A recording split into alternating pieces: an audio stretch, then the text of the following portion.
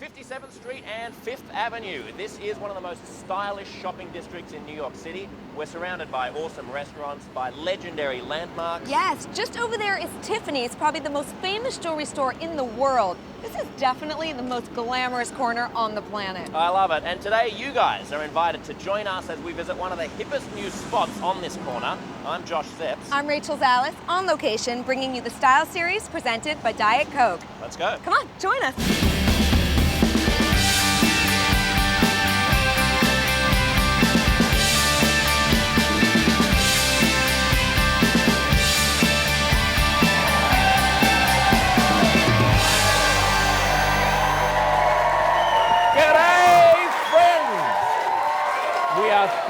To be back, we are here live for a brand new season of Stars and Style. We're here on the first on-location edition of our show. To those of you who are here in person, welcome to all of you. If you're watching us online on the old electronic interweb, welcome to you. If you're standing in Times Square watching us on the big video billboard that we're also broadcasting on, then just stop blocking the footpath. Get the heck out of the way. People are trying to walk past. It's time. See, this is what us. I know. I had a relaxing summer, and now I'm getting all New York again. I'm getting all anxious and city. Don't do it. Did you have a nice summer? Did you go away? I had the most awesome summer. I hiked the Great Wall of China. Hang on, did you actually hike the Great Wall of China? I ran the Great Wall of China. I took surf lessons. It was absolutely incredible. What about you? Yeah, I also had a great summer. I basically spent every day and night in my den gluing collectible antique stamps into my grandpa's notebook. Wow, that is exciting, It was Josh. exciting, Rach. It was unbelievable. This little 1982 stamp, it was like a little picture. Really? I don't think anybody wants to hear about your stamp collection. It had penguins on it. It was very nice. Hate to break it to you. All right, what's on the show? Much more interesting than your summer. We Impossible. have got a celebrity chef and a chart-topping singer, and it's all on location at this fabulous hangout, the Diet Coke Pop-Up Kitchen. Tomorrow, it officially opens through October 4 from 11 a.m. to 3 p.m. daily here at 3 West 57th Street. But this show is your early access pass. Yeah, I really love this place. Can I just show? Can I just get the cameras to show this space? Yeah, it's actually a let's see really it. cool space because over here we have basically this is the kitchen and bar. So this is where Chef Tom Colicchio cooked lunch with Rach a little bit earlier on. You're going to be seeing that in just a moment. It's also where you can swing by and have a nice, refreshing, delicious Diet Coke. You can also hop online. You can surf the web at the Yahoo Internet Cafe here. If you're getting a little bit peckish, then it's always possible to grab a bite to eat at the Automat, where you can grab either a tasty sandwich or some other delicious snack. What have we got in there at the moment? Something like chocolates and stuff. It's great. And of course, you can just kick back, read a magazine, hang out with friends, as these people are, I suppose. You guys have got the ringside seats here for a performance by Jewel. It's going to be amazing. It's going to be intimate, and it's going to take place right on this stage in just a moment. And of course, you folks at home are also invited to see that, so stick around. It's a beautiful space, isn't it? It's gorgeous, but somehow you seem to leave out the photo booth back there. Oh, no one wants to know about the photo booth. I was just playing around with it. You were having like a grand old time back there Yeah, earlier. but no one cares about that. You guys, do you have any of those pictures that Josh No, took earlier? don't show them. them. I don't think we want to see. No Do one we wants to see have the them? pic. Oh no, yeah. Look at that. You are so cute. I know. I like that. That's my favorite. I think. Aren't I gorgeous? You are so handsome. I have love got so it. much. What is that? I was just having a little bit of fun. Don't let an Australian near a camera. Anyway, let's just get the show started. Here is a guy who is the picture of good taste, unlike some other people around here. It's our first guest, renowned chef Tom Colicchio. Let's get to know him. Take a look. As the culinary mastermind behind such restaurants as Gramercy Tavern and Craft, Tom Colicchio is one of today's most celebrated chefs. Since 2001, his family of craft restaurants has brought simple elegance to dining across the country. And in 2003, Tom introduced a new spin on the standard sandwich shop with Witchcraft, a restaurant that now has 11 locations in New York alone.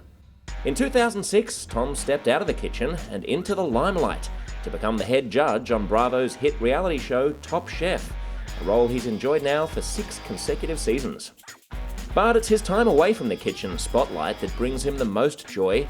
He's an avid fisherman, a family man, and a self-made musician who sizzles on any stage. And now that you have met the man, let's check out his culinary magic. Earlier today at the Diet Coke Pop-Up Kitchen right here, he practically broke a sandwich-making world record, didn't he? He sure went for it, but all for a good cause, of course, and I was the lucky girl who got to help.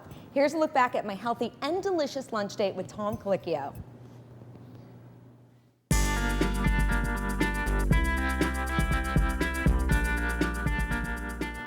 Tom, thank you so much for being here today. Sure, Rachel. How you doing? Good, thanks. So what brings you to our Diet Coke pop-up kitchen? Well, you know, a few things today. First, we're here sort of doing some demonstrations, talking about healthy eating. The first 250 people who are coming off the street are going to get sandwiches. But more importantly, we're working with City Harvest to do about 1,000 sandwiches and give them to some of New York's neediest. Right. So that's the feel-good part of today. Without Diet Coke's help, we couldn't do that. So it makes us all feel pretty good. Right, well, we're very happy to be a part of that. Cool. Now, I've been to many of your craft restaurants, which are incredible, Thanks. amazing, but you've branched out sort of into witchcraft. Witchcraft, yeah. Which is sandwiches. Sandwiches, yeah. Mm-hmm. So tell me what inspired that sort of transition to... Well, you know, as a chef, half of our meals we eat standing up because you're in the kitchen working around and you have all your mise en place or your prep food and you grab a piece of bread and shove whatever you can in there and you stand up and keep prepping and eat. And so I think chefs, in general, if you ask them their favorite thing, most of them will say sandwiches. And so we decided that we might as well share some of our favorite sandwiches that we make while we're standing up in our kitchens eating with the public. It's a lot of fun. It is. Amazing. Well, congrats on that success. And thanks. I see we have some amazing ingredients here today. We do. Again, we're focusing on healthy eating. Yes. And too often I think people, they equate healthy eating with diet food and bland food. And we want to show that you can eat healthy but also get a lot of flavor into food. Right. What are some things you recommend in terms of like eat well, live well, stay healthy, that you can still have a great sandwich? Yeah, again, using things like fresh herbs and vinegars to get a lot of flavor in there. Cut out a lot of the animal fats like butter and things like that. Use olive oil in place of some of the animal fats. But really, it's just about finding great ingredients, treating them pretty simply, and just preparing a sandwich. Now, what are we making today? Well, we have a sandwich that we're going to make with caponata. So this is roasted peppers, onions, some pine nuts, some raisins, a little vinegar, olive oil, and we're going to pair that with mozzarella, some roasted eggplant. Delicious. And then one of my favorites, white marinated anchovies. I just have never been able to eat anchovies. We're gonna, I'm by the end scared. of the day, don't be afraid. It's your friend. Really? Oh, you'll love it. Yeah. Okay, I'm not sure, but coming from you, I'll trust you. Okay. So the sandwich, we'll start with a little bit of sort of a caponata. It's onion and roasted peppers, a little olive oil and some vinegar. There's also pine nuts and raisins in here. Now we have some eggplant, and this is just simple. It's just been scored and then roasted in olive oil. Right. Are these all things that people could do at home? Oh, this sort is of simple. On this an is economical budget? Yeah, this is eggplant, which is pretty cheap eggplant, and some olive oil, just kind of sautéed, where the eggplant acts like a sponge and absorbs all that olive oil. And then we have some mozzarella cheese. This is some fresh mozzarella. That's delicious. Yeah. Okay. Now, I would put the anchovies on here right now, but I know you don't want that. Can I sneak some in? Can we try it? Can I taste it first without? Okay, we'll taste it without. All right. Maybe I'll get my guts by the end of the segment. Look over there. I love it. Well, have you shared your love of cooking with your sons? Well, my one baby, but you have a 7-week-old is focused on what mom can do in the kitchen, sort of, and my 16-year-old actually loves food. Yeah. Oh, that's great. Were you making like PB&Js for your kids all the time? He likes anything that we have a rule in our house. You have to try it. So you have to try the anchovies before you reject them. How's that? Okay. Can I try my sandwich? Sure. Try your sandwich. I'm very excited, and all those people are very lucky to be able to get sandwiches from you today. No, turn the other side. Turn it? Turn it. No, this way. Okay, right there. Oh, mozzarella. Yeah. Okay. No, the other corner, right there. Am I not doing it right? No, right there in that corner. I need you to eat that corner right there. You're mean. No, right there. Go ahead. Each corner is going to be amazing. No, the other corner. No, the other corner. Oh my God. Incredible. I snuck the anchovy in there. Oh, no. I did. Did you really? No. I did. All right. Delicious, isn't it? Thank you very much. I loved having you here, and I really appreciate all the efforts you're doing for City Harvest. Thanks. Despite that anchovy, that was the best sandwich I ever had. I can't believe you don't like anchovy. I love anchovy. Tom Colicchio, folks. We are back live here at the Diet Coke pop-up kitchen. That looks like a lot of fun. There's nothing like a serving of star power and tasty food to get our show cooking. Nice. See what I did? I said cooking because it was a pun. I did pretty clever. Now, I hope you're hungry for more. See, I did it again. Genius. Yeah, I know, I'm pretty good. Because we've got a musical treat coming right up. Yes, I am going to sit down with singer-songwriter Jewel. She'll be performing live right here. So if you're hungry for it, then we've got it cooking. All right, give it up. So without further ado, allow me to tell you a little more about the singing star of our show, Jewel. We may be just across the street from the famed New York jeweler Tiffany's, but today the Style Series welcomed a jewel of our very own. Jewel is an award-winning singer-songwriter whose folk stylings took the music world by surprise. Jewel's first album, Pieces of You, recorded when she was just a teenager in 1995, made an unexpected splash in the worlds of pop and alternative rock, especially her breakthrough hit, Who Will Save Your Soul? It was the start of a multi-platinum career. Her next single, You Were Meant For Me, sped up the charts.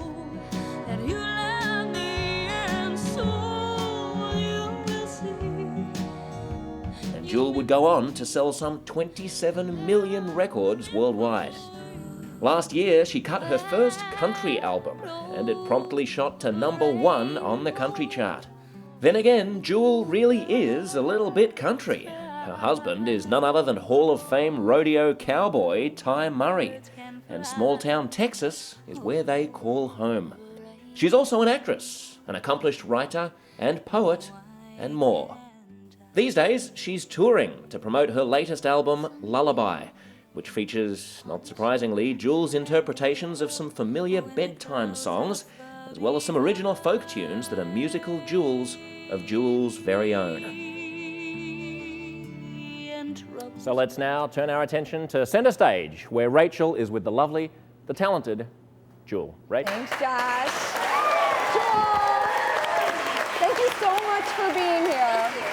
Now, not only do you have one of the most gorgeous voices I've ever heard, like an angel, but you've been writing your own songs since you were a teenager. How much of your life experience has gone into that? Pretty much all of it. I really am fortunate I found writing at a young age. I think it really helped me. I had a hard childhood, and I think turning to writing helped me deal with it and assimilate it, and I think it made me where I never did drugs, which can only be a good thing. Yes, absolutely. Well, considering how much you went through in your life, it's definitely a huge accomplishment.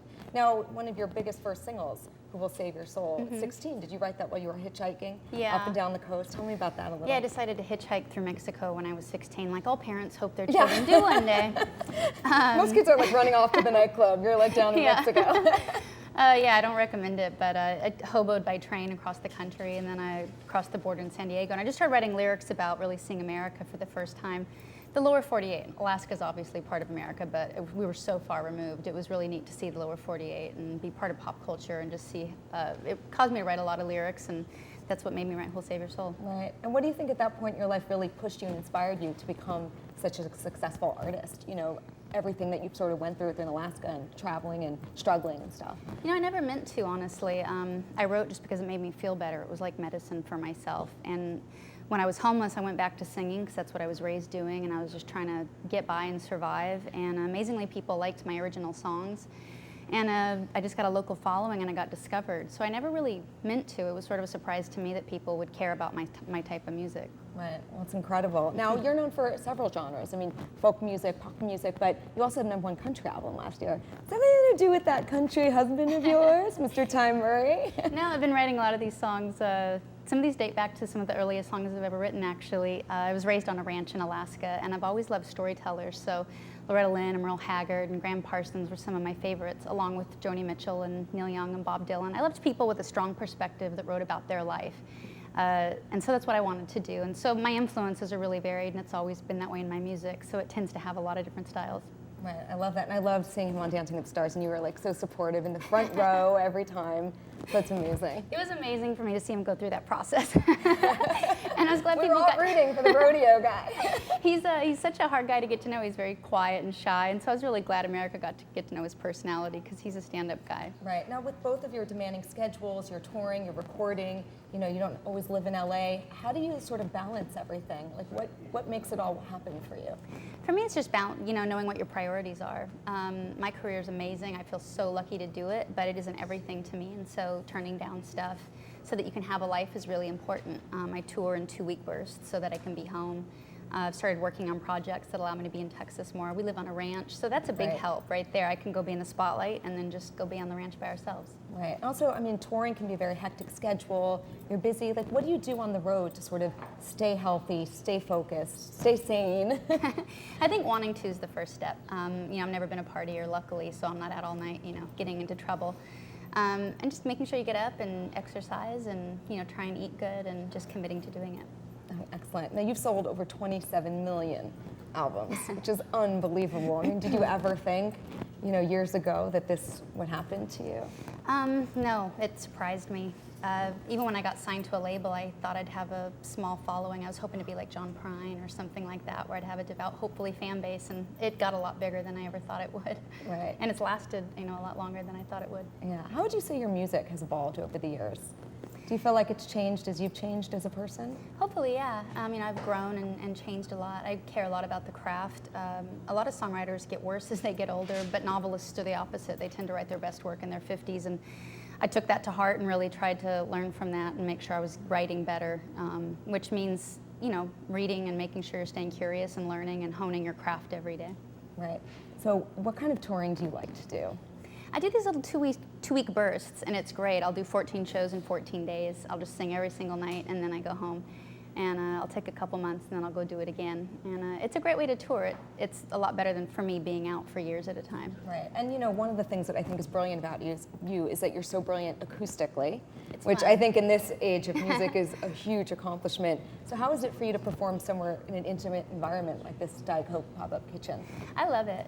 Being in small environments is probably one of my favorites because I like to talk and tell stories and just be alone with my guitar. It's a lot of fun. You're brilliant at it. I've seen you Thank play you. many times. I'm always loving when you're about to tell your story for each song.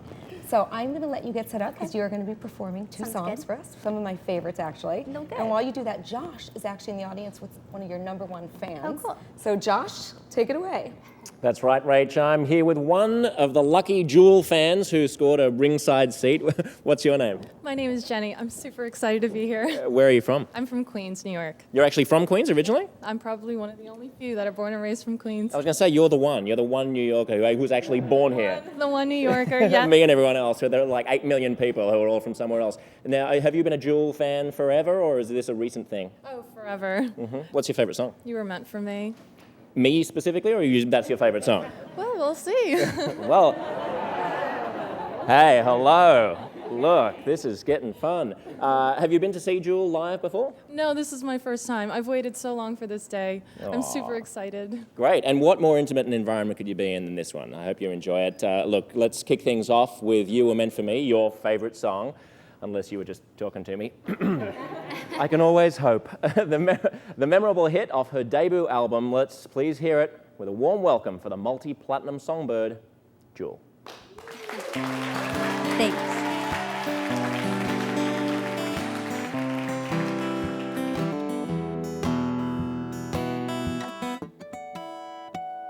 Hit the clock, 6 a.m. I feel so far from where I've been. I got my eggs and my pancakes too. Got the maple syrup, everything but you. I break the yolks and make a smiley face. Kinda like it in my brand new place. I wipe the spots of all the mirror. Don't leave the keys in the door. Never put wet towels on the floor anymore. 'Cause dreams last so long, even after you're gone. And I know that you love me, and soon you will see you were meant for me. I was meant for you. Here we go, and then wanna talk. Bought a cup of coffee, but I didn't wanna talk, so I picked up the paper. It was more bad news, more hearts being broken, more people being used. Put on my coat in the pouring rain. Saw a movie, it just wasn't the same. It was happy, I was sad. It made me miss you so bad. 'Cause dreams last so long, even after you're gone. And I know that you love me, and soon you'll see you were meant for me.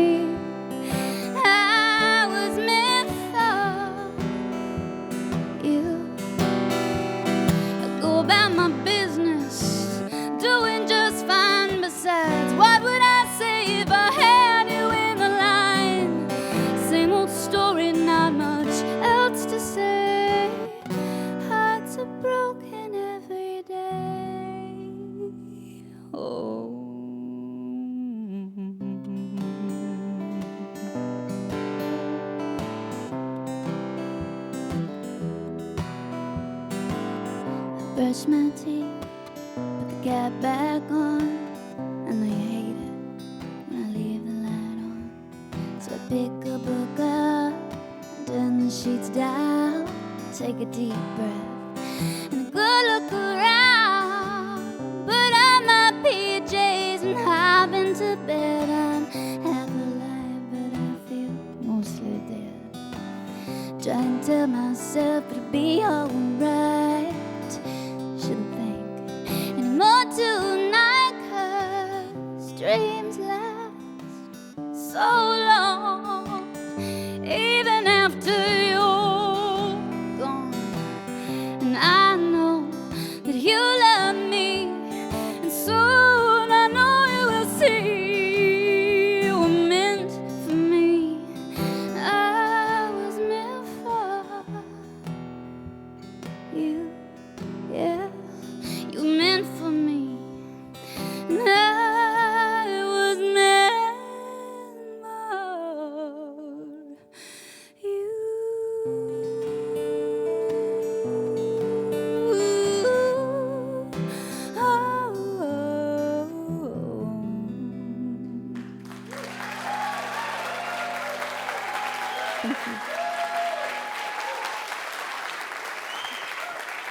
Thank you so much. I appreciate it. Thanks. I'd love to do another one for you. This is a song I wrote. A lot of these lyrics I wrote. Thanks, Adrian. I wrote a lot of these lyrics probably when I was about 18 while I was homeless.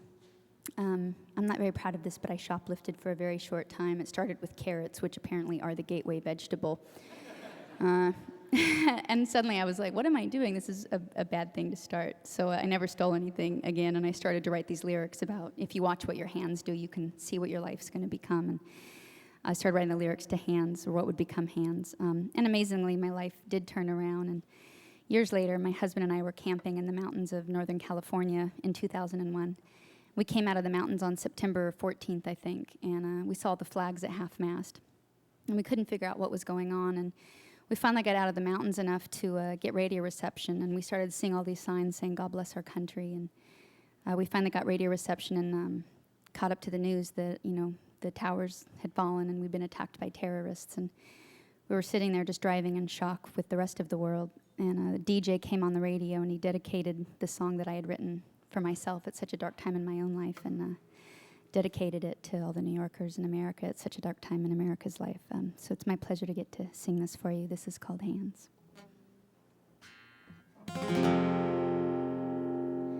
If I could tell the world just one thing, babe, that we're all okay. Not to worry, because worry is wasteful and useless in times like these. I won't be made useless, won't be made idle with despair. Gather myself around my faithful light. Does the darkness most fear? My hands are small, I know. They're not yours, they are my own. They're not yours, they are my own. We are never broken. Poverty stole your golden shoes. It did not steal your laughter. And heartache came to visit me, but I knew it was not ever after. And we will fight, but not out of spite, but just 'cause someone must stand up for what's right. 'Cause where there's a man who has no voice, their hearts will go singing. 'Cause my hands are small, I know. They're not yours, they are my own. They're not yours, they are my own. We are never broken. 'Cause in the end, only kindness matters.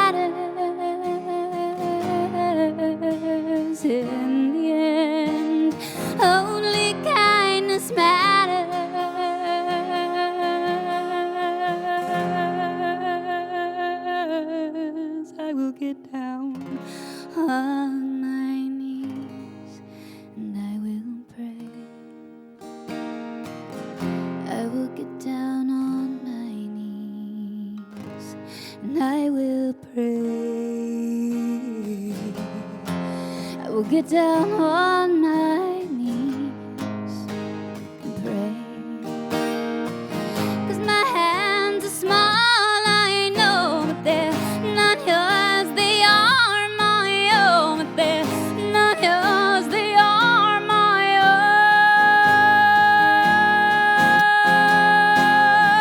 own. My hands are small, I know, but they are not yours. They are my own. They are not yours. They are my own. And we are never broken. No, we are never broken.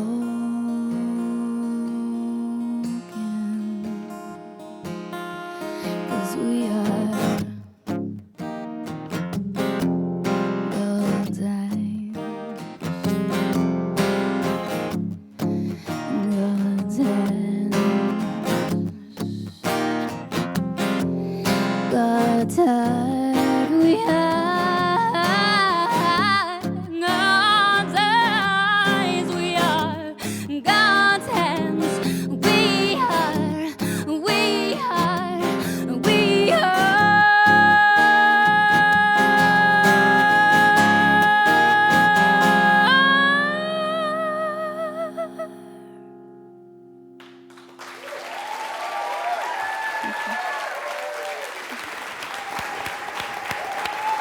Yes. I have goosebumps listening to you play that. So moving, so amazing. Thank you for sharing that. Now you have a new album, which is very exciting, called Yeah. Lullaby. Tell me about that. It's my first independent release. I got to make it at the ranch. I built a studio and got to produce it myself. I've Isn't it been writing- nice? No one telling you what to do. It was really fun, I gotta say. And it's basically songs that I've written over the course of my career to help myself relax. I don't sleep very good, and I've always had a hard time just being stressed and nervous, especially I moved out when I was 15, and Right. I wrote a song called Raven, which is on there, and I wrote Angel Standing By while I was homeless, and I thought, if I'm an adult and I like lullabies, basically, there must be other adults who would like that. So I put together a mood album, basically. It's for people that want to come home and relax after a stressful day of work, and parents say their kids love it too, so that's nice. Great, it's on my top list. We all need a little de-stress Yeah. at the end of the day. And any other projects that we should know about that you're working on? Gosh, I'm starting to work on designing a jewelry line. I've been drawing it. That's been Love. really fun. I've been working on designing a kids program. I've been drawing cartoons, which has been a blast. So it's been a really creative period. Great, I will look out for that. And we are lucky enough that you're going to play one more song for us. Yeah. So I'll let you get ready for Okay. that. And performing off her newest album, Lullaby, her incarnation of the classic Somewhere Over the Rainbow. Let's give it up one more time for Jewel.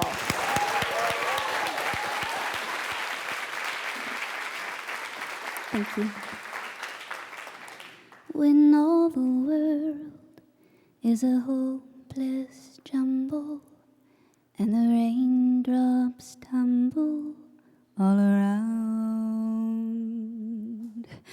heaven opens a magic lane. When all the clouds darken up the skyway, there's a rainbow highway to be found, leading from your window pane to a place behind the sun, just a step beyond the rain. Somewhere over rainbow, way up high, there's a land that I heard of once in a lullaby. Someday I'll wish upon a star and wake up where the clouds are far behind.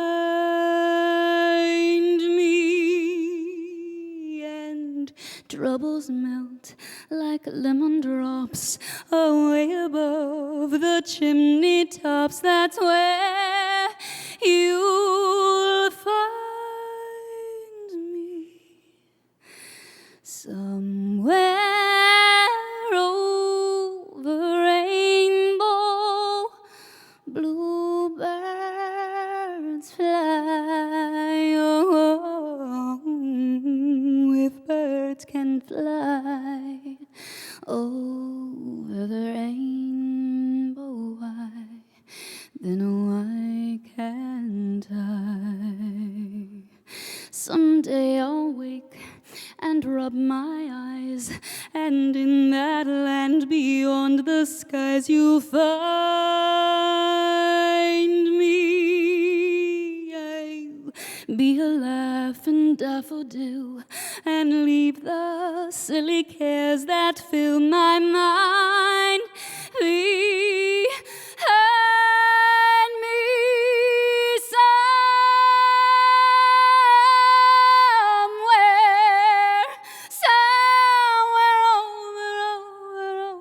Over that rainbow, bluebirds fly. Oh, if birds can fly over the rainbow, why, then why can't I?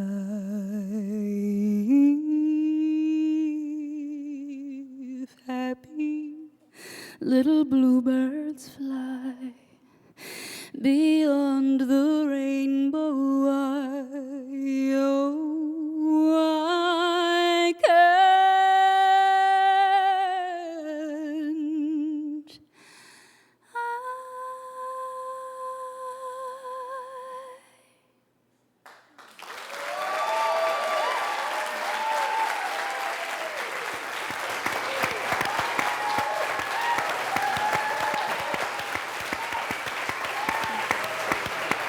Amazing. Unbelievable. That voice. I don't know whether to cheer or cry. Yeah. Thank you so much, Jewel. That was unbelievable. Well, Rach, that is another great show in the can, even if I do say so myself. Yes, but there is more. We'll be returning later this fall back in our Times Square studio. Yep, and meanwhile, folks, you can visit the stylish and tasty location where we are right today, the Diet Coke pop-up kitchen. This whole area opens up to the public from tomorrow. Yes, it'll be open through October 4 from 11 a.m. to 3 p.m. daily. The address is number 3 West 57th Street. That's just off 5th Avenue. It's in Manhattan. And if you think today was fun, whoa, Nelly, hold on to your hats. Are you sitting down? You never know who might be in the house when you stop by. Way to build the anticipation, I'm just saying, Josh. I want them to come. It's a great place. Thanks so much for joining us. See you next time. Bye.